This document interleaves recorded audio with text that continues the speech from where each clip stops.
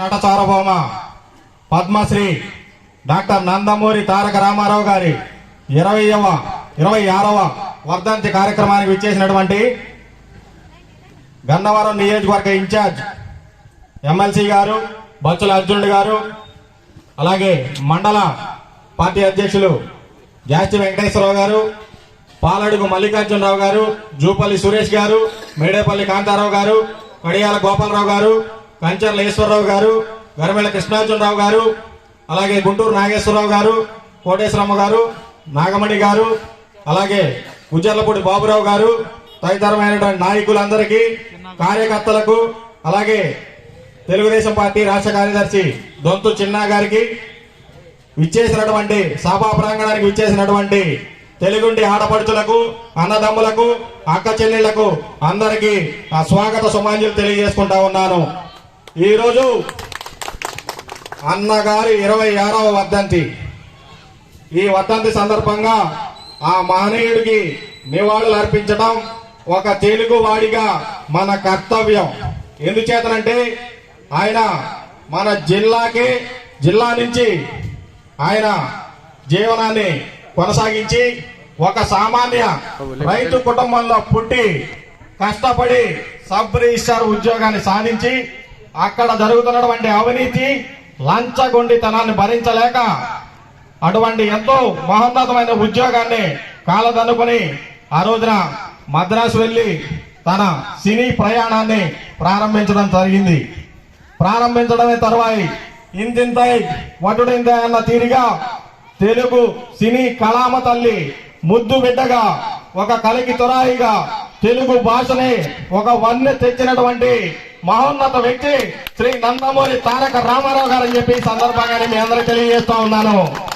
అదే మాదిరిగా పౌరాణిక పాత్రలైన, సాంఘిక ఇతిహాసాలైన ఏ పాత్ర అయినా అన్నగారు వేయాల్సిందే, అన్నగారు వేసిందే పాత్ర అన్న చందాన ఆయన సినీ ప్రస్థానం కొనసాగించారు.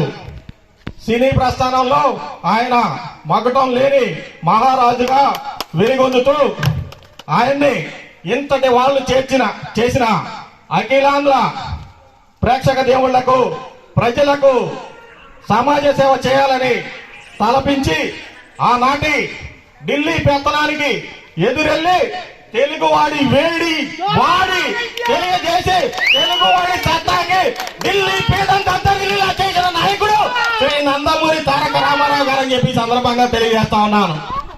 తెలుగు జాతి ఉనికి కోసం, తెలుగు బిడ్డ భవిత కోసం, తెలుగు వాడి భవిష్యత్తు కోసం, తెలుగు వాడి ఆత్మ గౌరవం కోసం తెలుగుదేశం పార్టీని స్థాపించి పార్టీ పెట్టిన 9 నెలల్లోనే అధికార పీఠాన్ని కైవసం చేసుకున్నటువంటి ఏకైక నాయకుడు శ్రీ నందమూరి తారక రామారావు గారు. అన్నగారు ముఖ్యమంత్రి అయిన తర్వాత ప్రజా సంక్షేమాన్ని చాలా ఇదిగా చేశారు.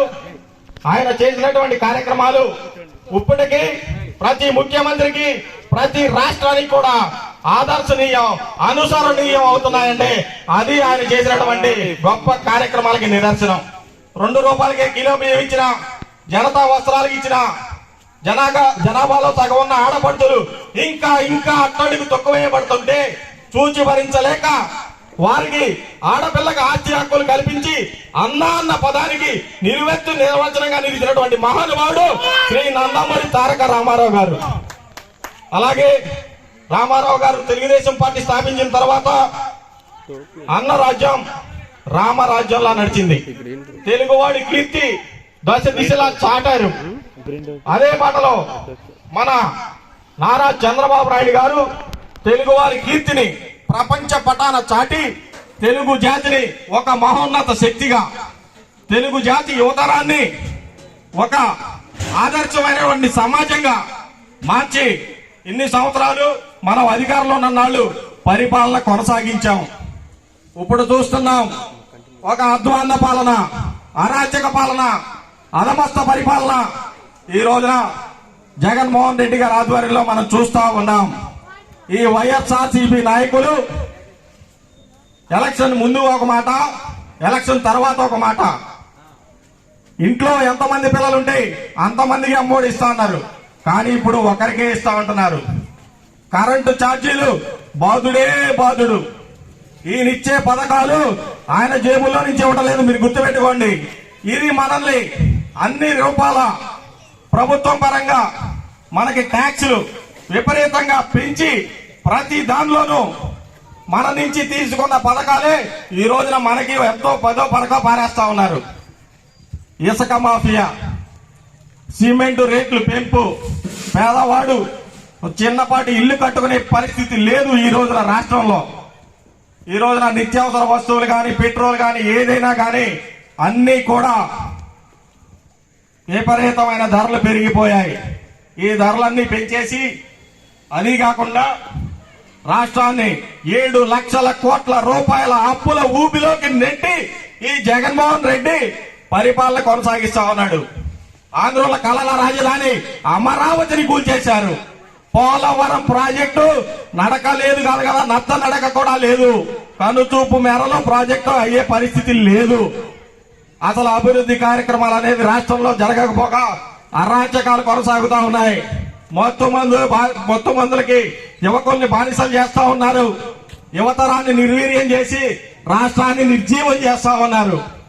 అలాగే వీరందరూ ముఖ్యంగా మాట్లాడుకోవాల్సింది మద్యపాన నిషేధం అని ప్రకటించిన ఈ ముఖ్యమంత్రి మద్యపాన పారుదల పథకాన్ని కొనసాగిస్తా ఉన్నాడు. ఈ రాష్ట్రంలో మద్యపానాన్ని విచ్చలవిడిగా ఏకంగా ప్రభుత్వమే షాపులు తెరిపించి ఈ రోజున 1కి 3 రేట్లు పెంచి పేద బడుగు బలహీన వర్గాల్ని గొల్ల చేస్తా ఉన్నాడు. పేదలను నిరుపేదలుగా, నిరుపేదలు నిర్భాగ్యులుగా, నిర్భాగ్యులు నిరాశ్రయులుగా, నిరాశ్రయులు నిర్జీవంగా మార్చి ఈ రోజున రాష్ట్రంలోని ప్రజలు ఈ దుస్థితికి కొంతమంది చచ్చిపోతా ఉన్నారు. చిన్న వయసులోనే బ్రెయిన్ స్ట్రోక్లు వచ్చి, హార్ట్ అటాకులు వచ్చి ఎందుకు చనిపోతా ఉన్నారు? వీళ్ళు అమ్మే పిచ్చ మందులు తాగి ఇలాంటి హత్యలకి ప్రభుత్వం పాల్పడతా ఉంది ఈ రాష్ట్రంలో. ఇప్పుడు మన నందమూరి తారక రామారావు గారు ఆ రోజున ఏ స్ఫూర్తితో అయితే పార్టీ పెట్టారో, తెలుగువాడి ఆత్మగౌరవ నినాదంతో ఈ ఆత్మగౌరవాన్ని వీళ్ళు సిబిఐ ఆఫీసర్ల దగ్గర, కేంద్ర మంత్రుల దగ్గర, ఢిల్లీ పీఠం ముందు వీళ్ళ కేసుల కోసం భయపడి తెలుగువాడి ఆత్మగౌరవాన్ని నిత్యం తాకట్టు పెడుతూ వీళ్ళు పరిపాలన కొనసాగిస్తా ఉన్నారు. వీళ్ళ పరిపాలన ఈ రాష్ట్రంలో చూస్తా ఉంటే పక్క దేశమైనటువంటి ఆఫ్ఘనిస్తాన్ పరిపాలన గుర్తొస్తా ఉంది. ఆఫ్ఘనిస్తాన్ లో తాలిబాన్ పరిపాలన, ఇక్కడ ఈ వైసీపీ అసురుల పరిపాలన. అక్కడ షరియా చట్టాలు అమల్లో ఉంటాయి, ఇక్కడ రాజారెడ్డి రాజ్యాంగం అమల్లో ఉంటుంది. అక్కడ టీవీ చూడాలంటే ఒకే ఒక ఛానల్, అది కూడా తాలిబాన్ ఛానల్. ఇక్కడ విషపు రాతలు రాసే నీలి మీడియాకి మాత్రం వెచ్చలవిడిగా అనుమతిస్తారు. ప్రభుత్వానికి వ్యతిరేకంగా ఉన్నది ఉన్నట్టు చూపించే మీడియాపై మాత్రం ఉక్కు పాదం మోపుతారు. అక్కడ గతంలో ప్రభుత్వంలో పనిచేసినటువంటి నాయకుల్ని ఊచకొత్తకు వస్తారు, ఇక్కడ ప్రతిపక్ష నాయకుల్ని ఊచల వెనక నెట్టి వేస్తారు. అలాగే అక్కడ స్త్రీలని బానిసలుగా చేస్తారు, ఇక్కడ స్త్రీలంటే గౌరవం లేదు, మర్యాద కూడా లేదు. ఈ విధంగా ఇక్కడ ఒక తాలిబాన్ పరిపాలన కొనసాగుతా ఉంది. ఈ పరిపాలన తుదముట్టించి మన తెలుగువాడి ఆత్మగౌరవాన్ని మనం చాటి చెప్పాల్సిన అవసరం ఎంతైనా ఉంది. దీనికి ఈ 26వ వర్ధంతి అన్నగారిని స్ఫూర్తిగా తీసుకుని ప్రతి ఒక్క తెలుగువాడు ఆయన స్ఫూర్తిగా తీసుకుని మన ఆత్మగౌరవాన్ని కాపాడుకోవాల్సిన అవసరం ఉంది. మన ఆత్మగౌరవాన్ని కాపాడాల్సింది ఒక్క నారా చంద్రబాబు నాయుడు గారితోనే తెలుగువాడి ఖ్యాతి నలుదిశల వ్యాపింపజేసేటువంటి అవకాశం దొరుకుతా ఉంది. కావున ప్రతి ఒక్కరూ ఒక్కసారి ఆలోచించండి, గతంలో ఎలా ఉంది పరిపాలన, ఇప్పుడు రాష్ట్రం ఏ విధమైనటువంటి అధ్వాన పరిస్థితుల్లో నెట్టవేయబడిందో. ఈ అవకాశం ఇచ్చినటువంటి కడియాల గోపాలరావు గారికి, అర్జునుడి గారికి నా హృదయపూర్వక నమస్కారాలు తెలియజేసుకుంటూ సెలవు తీసుకుంటా ఉన్నాను. జై తెలుగుదేశం, జై చంద్రబాబు, జై జన్మభూమి, జోహార్ అన్న ఎన్టీఆర్.